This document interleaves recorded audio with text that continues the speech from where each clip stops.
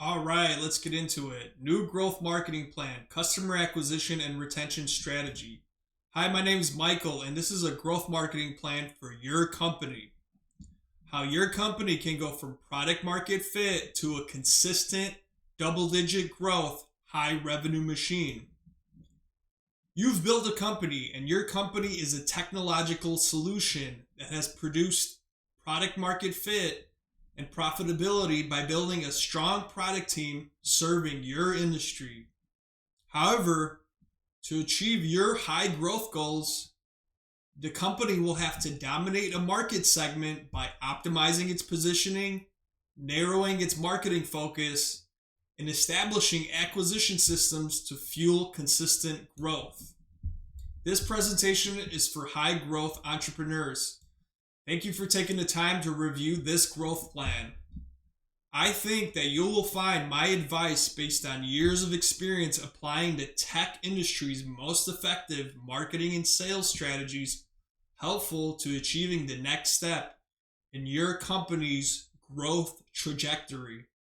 I enjoy working with startups and helping them build out new marketing and acquisition teams and helping you also leverage your sales activities.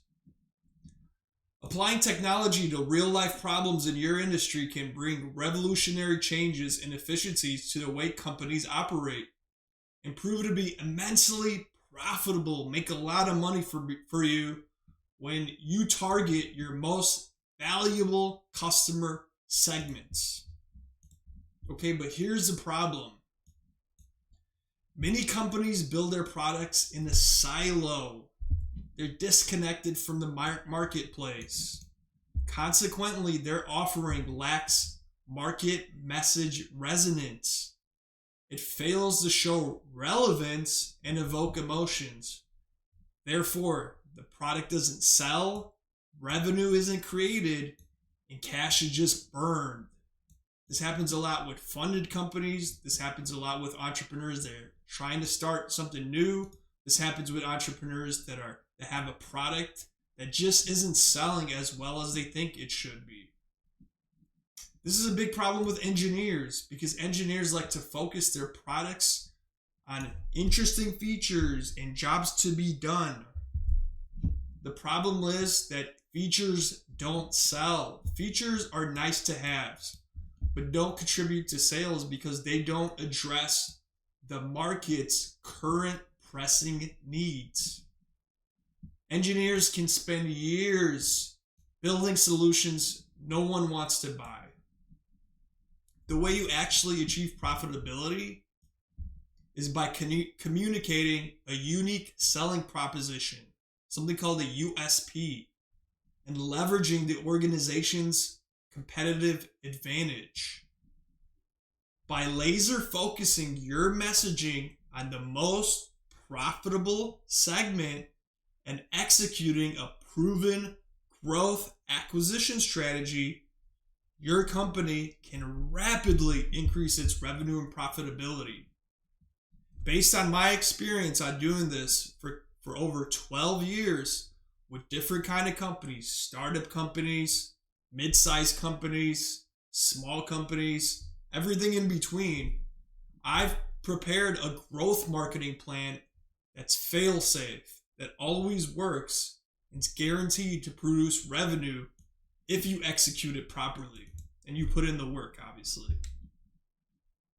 So without further ado, let's get into the growth marketing plan.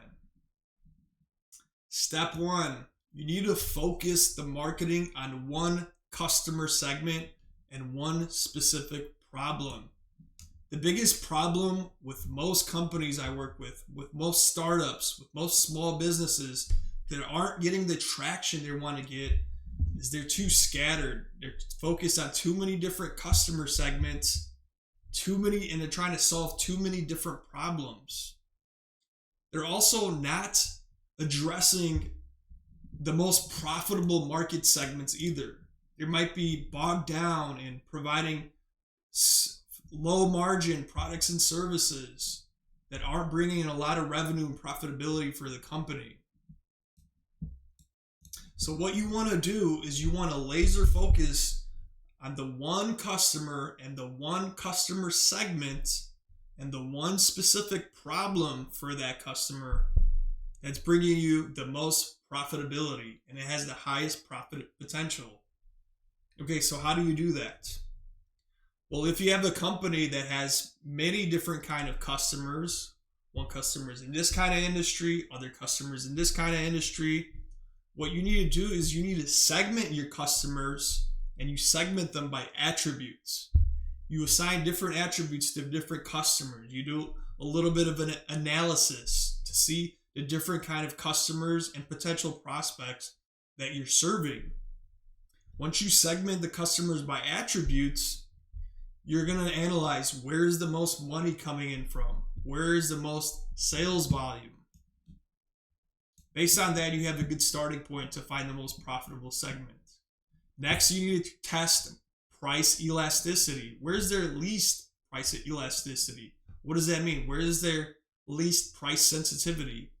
So if you raise prices for your customers, what kind of customers are cool with that? What kind of customers are glad to keep working with you even though you raise your prices 2x, 5x? So you raise your prices 5 times and people are still buying your products. They still want to work with you. Well, this is where you have your most profitable segment. So the way you find this out is that you need to test this. Once you segment your different kind of customers, or say you're testing out a new kind of product, you've segmented out your different kind of potential prospects, you need to see where people are biting, where people are buying your product when you raise prices or you introduce higher prices. Once you do this and you find that segment, you need to laser focus on that segment. Next, you need to build a funnel around the most successful case study. So your company, since it's already in business, you're going to have a lot of different case studies for different clients. You need to find the most successful case study for the most profitable segment. What is a case study? A case study is producing a result for a person over a period of time. So say a customer, before they started working with you, they were in one state. They had a certain problem that they weren't solving or weren't addressing. And then they worked for you for a period of time. It could have been a week. It could have been a month. It could have been 6 months. It could have been a year. And then over that period of time, you produced a result for that customer. You helped them solve their problem. And then you produce something called a case study. You have a spectacular case study from that one particular customer. So now you're going to build your funnel around that successful case study. The aim, your goal, is to replicate the most profitable customer at scale as fast as humanly possible. So once you have that successful case study, you want to replicate it. You want to repeat that process over and over and over and keep bringing money in as quick as possible. And that's how you scale up business, and that's how you make crazy profits in your business.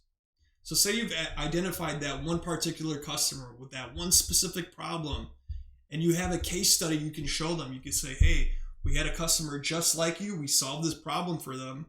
Now you have like a pool of prospective clients and customers. You need to repeat that as quick as possible in a systematic way, in a proceduralized way, to solve that problem over and over and over, so you can keep driving that revenue and keep driving that profitability, so you can scale up your business really fast. So when you're building this funnel, you're going to have to find the nerve with messaging. So you identified that customer segment. Now you need to know how to communicate with that customer. What kind of headline, what kind of claim is going to work with that customer? So for example, in this sales letter, my headline is how your company can go from product market fit to consistent double-digit growth, high revenue machine. Is that the best headline that I can have? I don't know. I'm going to test that out. I'm going to test out different kinds of headlines, different kinds of claims, and see what's resonating with my target market. You're going to do the same thing. You're going to go through the same process. How does that look like practically? How do you do that? Well, you can do things like running Facebook ads or Meta ads or going on Google AdWords Or you go on YouTube, say you make 10 different YouTube videos and you see what kind of headlines, what kind of claims resonate the best with my target audience. You need to find that nerve. What makes people tick? What kind of problem do people really need help with? Another way to do this is, say you're getting calls, you're getting inbound calls, people are calling you. When people call you, when you get on a sales call, what do people need the most help with? You need to identify that, and you need to make that claim and put it into headline format. That is the start of all your sales and marketing activities. You're also going to do competition analysis and research alternatives. So I've worked with a lot of big corporations that spent $2 million, for example, with branding agencies, doing a lot of competitive research, analyzing the competitors, looking at alternatives. And then once you analyze the competition and the different alternatives that your clients have, you need to do something called positioning. When you do positioning, you're going to position your solution as the best in the marketplace. Next, you're going to build a marketing asset. Since you got your messaging down, since you know how to position yourself, now you have to put the assets together. So you're going to build something called the landing page. A landing page is also called a lead capture page. It's where you capture your qualified leads. And you're going to build something called a long form video sales letter, much like the one you're watching right now. You're going to focus on one access channel when you're doing your marketing. So what is an access channel, first of all? An access channel is a place where you do advertising, or you send messages, or you communicate with your customers, and you get leads and you get sales from that access channel. So an example of this could be Google AdWords, it could be YouTube, it could be Instagram. What you're going to do is you're going to focus on that one channel, and you're going to become a master of that channel. So say, for example, you figured out that Instagram advertising is the best thing that works for you. You're going to become a master at Instagram.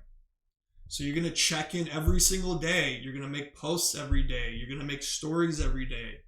You're going to send out DMs every day on Instagram, and you're going to become the best Instagram advertiser. And that's how you're going to beat out your competition. You're going to be the number one in the marketplace. If you're not doing that, you're going to be too scattered. Other advertisers are going to master the channels better than you, and they're going to have a big advantage over you. So that's why you need to focus down on one access channel until you've saturated it. We'll talk about that in a little bit. Personally, I like to run paid ads. Paid ads allow maximum reach really fast. You just exchange money, you have cash, and you do things such as Google AdWords advertising, or you do something called Facebook ads or LinkedIn ads, and you put creatives on those platforms, and then you test those creatives, and you try to reach the most people as fast as possible and get that feedback really quick. But you can do this also with outbound. You can do outbound messaging on LinkedIn. You can send emails, cold emails. There's a lot of different access channels that you can tap into.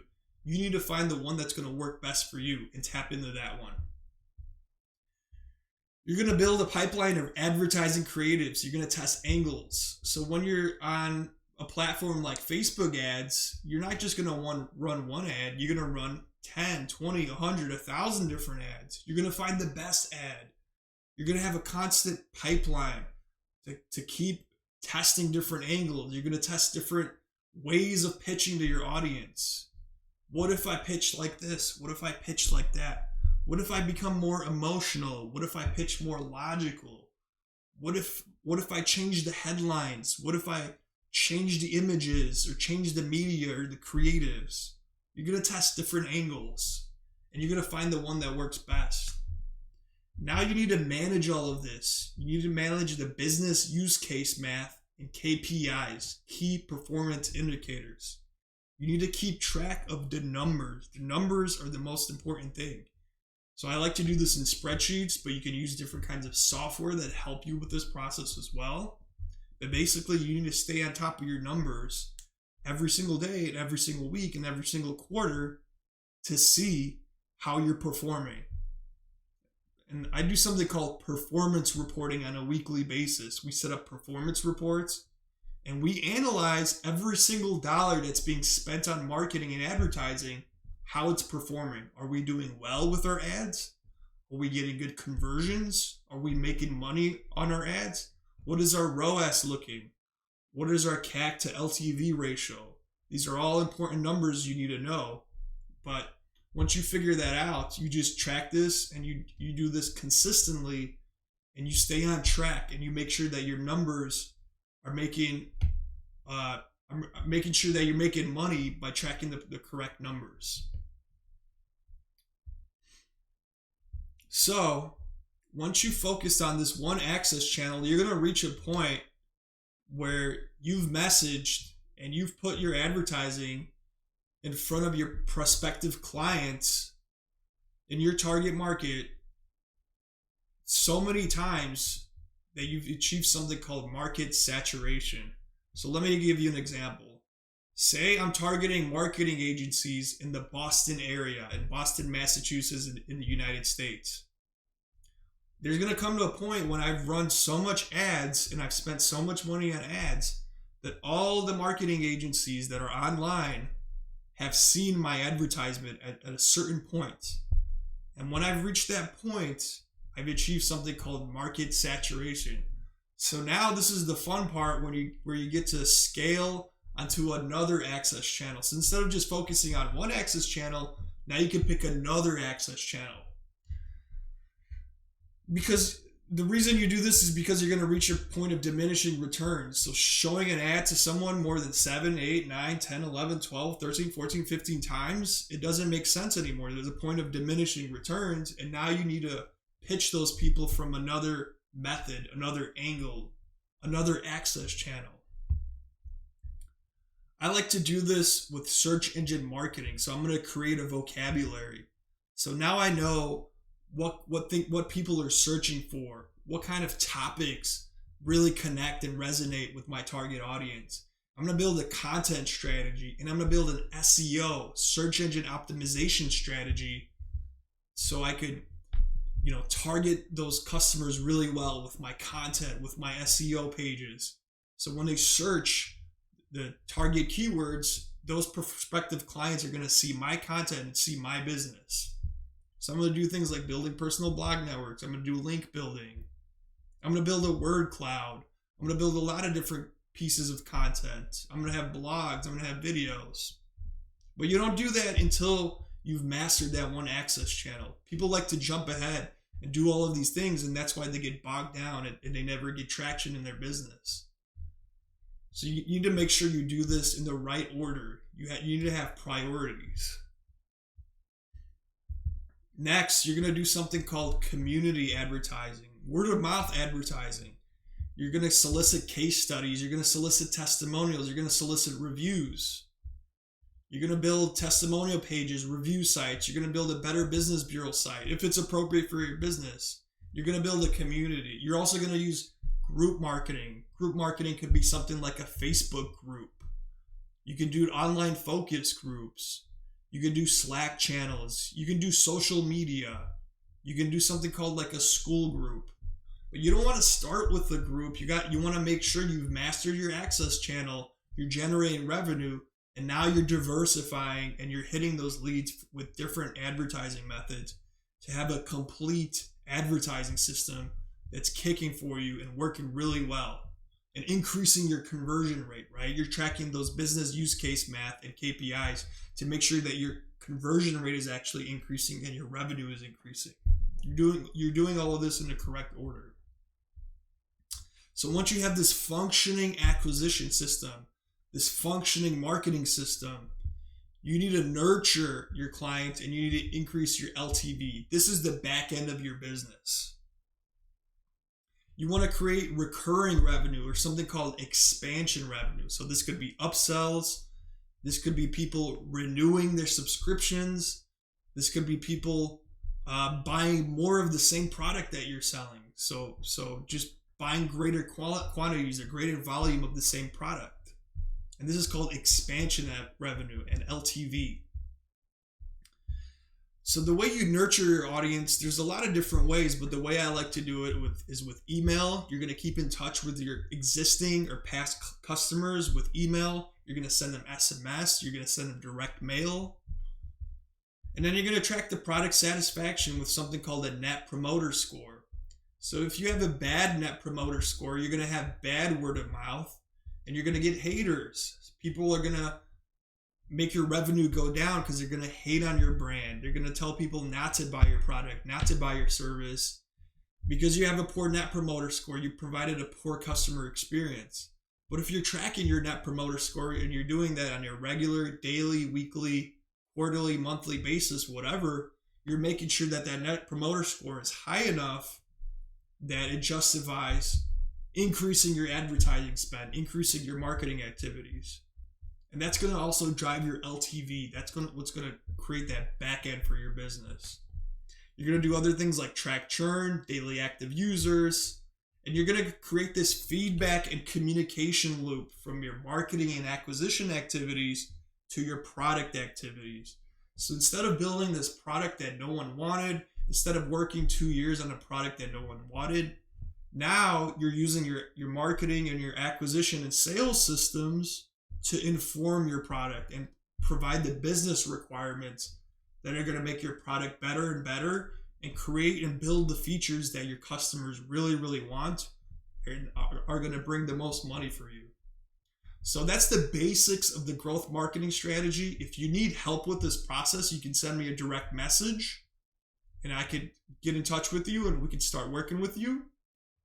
Or you could just subscribe to my channel and learn more. I'm going to be providing more videos and more information on how to go along with this process. So I encourage you to follow along. So thanks for watching my presentation. My name is Michael, and we'll talk to you soon.